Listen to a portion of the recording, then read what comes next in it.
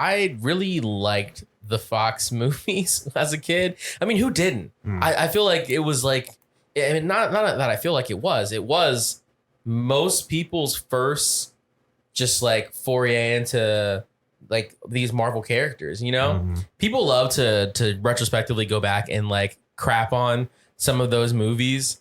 And I do think that there were some instances of some of those movies, like maybe like the Colin Farrell Bullseye doing like the weird tongue thing that I thought, man, that's a little weird. From Daredevil. Yeah, from Daredevil, you know, you watch it and you're just like, and I'm a teenager, you know, a younger teenager. And I'm like, yeah, I don't know if I'd say that was bad, but I feel like, I don't think when I was a kid, I don't think you just like go around saying things are bad, you know? So I feel like I thoroughly enjoyed a lot of those films, flaws and all. Like I wasn't that critical of movies until like now, you know, hence us being here today on this podcast. But I have a lot of love for the Fox movies.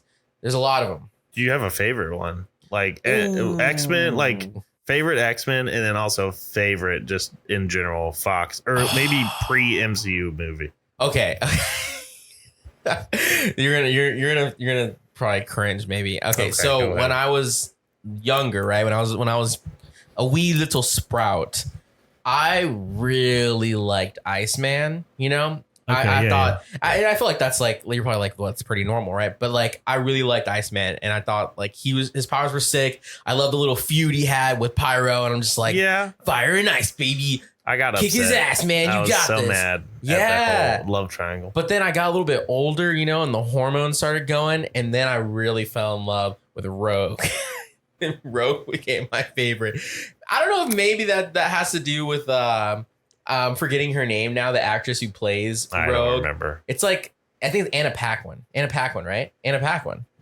We'll go with yes.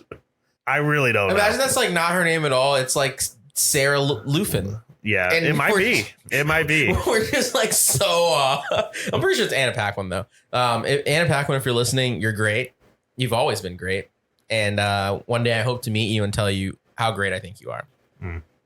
But yeah, no, I you know, she became my favorite. I loved her in the first X-Men you meet her, or is it X-Men 2? Yeah, X-Men 1. Yes. X-Men 1. Yeah, I'm pretty sure X1. She's introduced to the fold. Yeah, and like her little like weird nasty dive bar scene, you know, the guys being all gross and weird, and just she's like, don't touch me, Mo.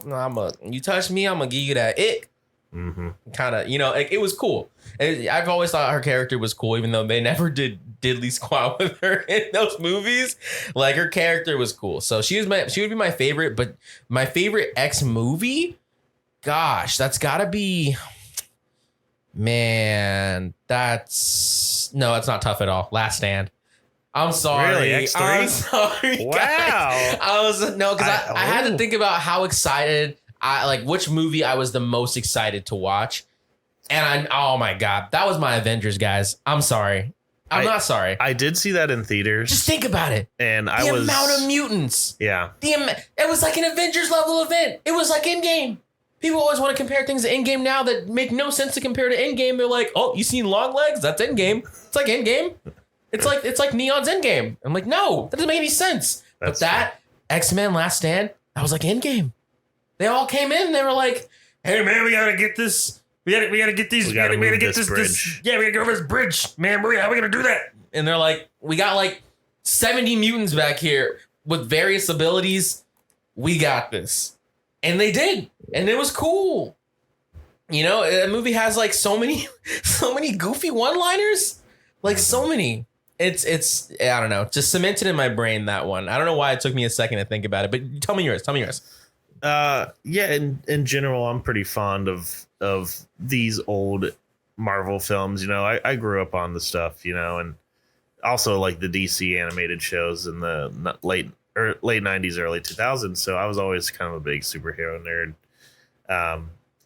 And with the movies, the X-Men movies, I think for favorite X-Man, we're probably gonna go.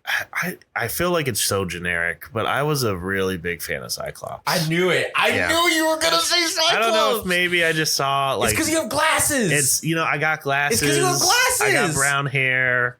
You look like Cyclops.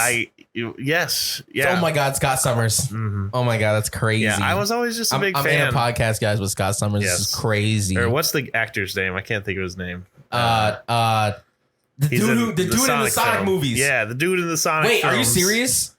I made that up. Yeah, I thought I was trying to be funny. No, he's the same guy. James Marsden? I'm pretty sure. James Marsden? Are you Cyclops? James Marsden? No, it's Jim Carrey. No, I'm joking. Stop. Now you're playing. Now you're playing games. No, James Marsden is not. That actually sounds so right now. I think it is. Yeah. A young James Marsden. Yeah. You just didn't see his face. Bright-eyed, bushy-tailed, just ready. He was bright-eyed because he shoot beams out of his eyes. Bright-eyed, bushy beams coming out of his eyes. Imagine how different those movies could have been if the beams came out of his butthole. Oh, it would have been extremely different. It might be rated something completely different that we would not be able to see. Make that PG. No, not PG. I don't think PG. I mean, I guess I think they could make it PG. It would have to be pretty cartoony. We cut right before the beam stops, so we don't have to. There's see like a little fart noise. Yeah, just Yeah.